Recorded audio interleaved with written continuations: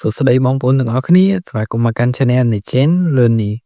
ថ្ងៃនេះដែរខ្ញុំមានវីដេអូថ្មីមួយដើម្បីបង្ហាញបងប្អូនទាំងអស់គ្នាអំពី CapCut បងប្អូនដឹងហើយថា CapCut គឺឥឡូវ version Pro ច្រើនមែនទែនដែល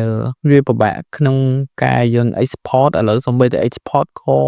ត្រូវការ Pro ដែរដើម្បីឲ្យមាន watermark អញ្ចឹងដើម្បីធ្វើម៉េចទើបអាចយើងយកវីដេអូដែលយើងកាត់ហើយហ្នឹងមកប្រើបានអូខេអញ្ចឹង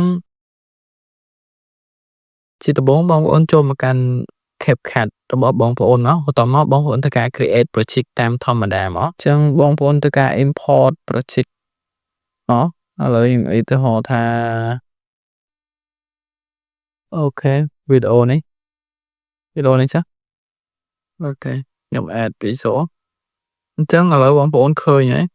គ្រាន់តែយើងធ្វើការ add វីដេអូចូលហើយ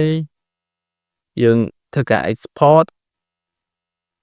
គឺវាត្រូវការយើង join Pro to export ដែរបើយើងអត់ join ទេគឺ yes វា export បានទេ export បានតែជាប់ watermark CapCut អញ្ចឹងដើម្បីយើងយកវីដេអូដែលបងប្អូនកាត់មកបានដោយមិនបាច់ export ដោយជាប់ watermark បងប្អូនធ្វើតាមខ្ញុំអញ្ចឹងបងប្អូនចុច mouse ស្ដាំមកបន្ទាប់មកបងប្អូនចូល create compound clip បន្ទាប់មកបងប្អូន mouse ស្ដាំម្ដងទៀតបងប្អូនចូល pre-process compound clip អូខេចាំបងចុចមកធ្វើវាដំណើរការពេញ 100% សិនមកអូខេបងប្អូនអញ្ចឹងវារួចហើយអញ្ចឹងបងប្អូនចូលមកកាន់control O មកបន្ទាប់មកយកពាក្យ app data បន្ទាប់មកបងប្អូនយកពាក្យថា local បន្ទាប់មកយកថា CapCut បន្ទាប់មកបងប្អូនយក user data បន្ទាប់មកបងប្អូនយកពាក្យថាproject បន្ទាប់មកបងប្អូនយកឥឡូវគេនេះអូខេអញ្ចឹងបងប្អូនមើលfile របស់យើងគឺ